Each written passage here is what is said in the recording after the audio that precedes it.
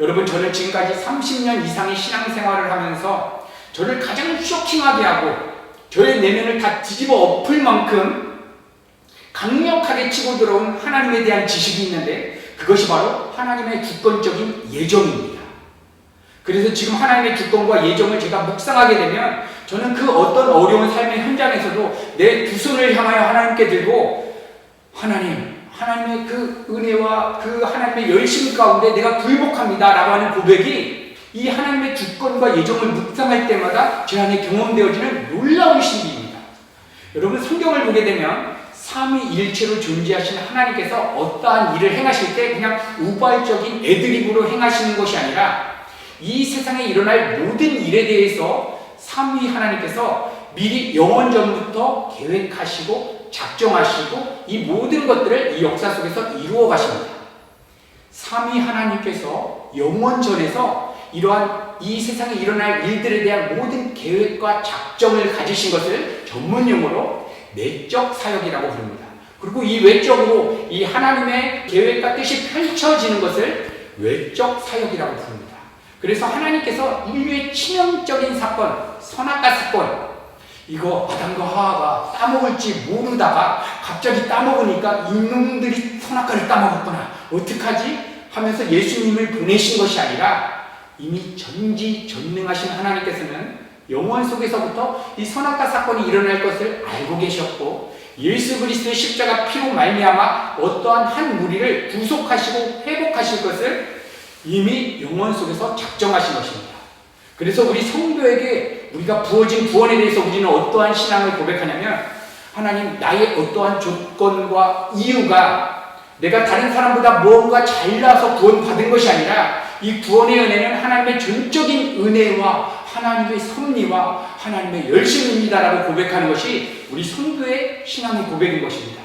이 세상 많은 사람들은 하나님 없이 살아가는데 우리는 하나님 없으면 안 됩니다, 다른 거 다 망해도 예수님 없으면 안 됩니다라고 하는 이러한 고백이 우리 가운데 터져 나오는 그 본질적인 이유가 무엇이냐는 것입니다.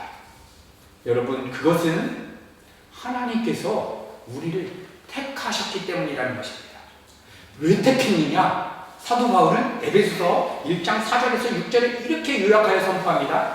곧 창세 전에 그리스도 안에서 우리를 택하사 우리로 사랑 안에서 그 앞에 거룩하고 흠이 없게 하시려고 그 기쁘신 뜻대로 우리를 예정하사 예수 그리스도로 말미암아 자기의 아들들이 되게 하셨느니라. 이는 그의 사랑하는 자 안에서 우리에게 거저 주시는 바 그의 은혜의 영광을 찬미하게 하려는 것이다. 여러분, 이 세상 70억 인구 중에 수많은 사람들 중에 하나님께서 우리를 택하신 이유는 우리 안에 어떠한 조건과 이유가 없다라고 선포하고 있는 것입니다. 그 이유는 무엇이냐? 하나님이 우리를 그냥 사랑하시는 것이 그분이 기쁘시다는 것입니다. 여러분, 이 말씀이 저의 내면을 뒤집어 놓게 했던 귀한 말씀입니다. 이 말씀을 묵상할 때는 저는 주체할 수 없습니다. 천지 만물을 말씀 한마디로 창조하신 그 광대하신 하나님이 나 같은 자를 위해서 예수 그리스도를 이 땅에 보내셔서 갈기갈기 찢겨 주시는 그 상황 가운데 내어주면서 우리를 사랑하셨다는 것입니다.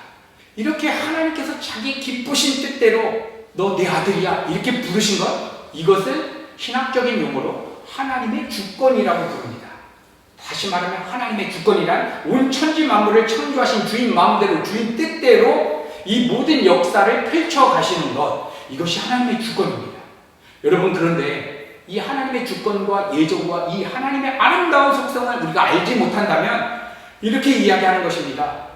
하나님이 왜 야곱은 뭐가 잘났길래 태어나기 전부터 야곱은 내 아들이라고 택하고, 에서는 뭐가 못났길래 어떠한 행동도 하기도 전에, 사기치는 것도 아니고 가늠한 것도 아니고 태어나기도 전에 너는 내가 택하지 않았어 라고 하는 그런 하나님은 공평하시냐? 그런 하나님은 불의하신 것이 아니냐라고 생각하는 것입니다. 여러분, 이러한 질문, 인간적인 관점에서 이러한 하나님의 속성을 보면 우리도 이러한 의문이 듭니다. 이러한 의문에 대해서 사도 바울은 로마서 9장의 토기장이 비유를 통해서 이렇게 선포하셨습니다. 로마서 9장 14절. 그런즉 우리가 무슨 말 하리요? 하나님께 불의가 있느냐? 그럴 수 없느니라. 그분이 하시는 모든 것은 다 선입니다. 그분이 천국만 만들어야지 선입니까? 그분 마음대로 천국도 만들고 지옥도 만들면 그 모든 행하심이 선입니다. 그런데 우리는 타락한 지성을 가지고 이 하나님, 보이지 않는 하나님의 그 광대하심을 이해하려고 보니까 하나님이 누구만 택하고 누구는 안 택했다면 이거 불의하신 것 아니냐라고 하는 생각을 갖게 되는 것입니다. 구약 성경을 보면 수많은 민족들 중에 아수르, 블레셋 하나님이 안 택하셨습니다. 그분들에게는 관심도 없으십니다. 이스라엘만 내 자녀라고 택하셨습니다. 그러면 지옥 가고 멸망으로 빠져가는 이유가 하나님이 안 택해서 그런 것이 아니냐, 이렇게 사람들이 반문하지 않겠습니까? 그러나 하나님께서 본질적으로 택하지 않았기 때문에 인간들이 지옥에 가는 것이 아니라 인간들은 자기의 죄 때문에 지옥에 가는 것입니다.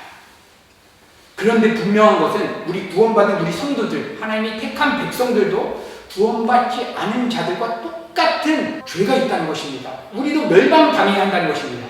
그런데 예수 그리스도께서 2000년 전에 이 역사 속으로 뚫고 들어와서 우리에게 쏟아져야 되는 하나님의 그 엄중한 심판값을 대신 받아주신 것입니다.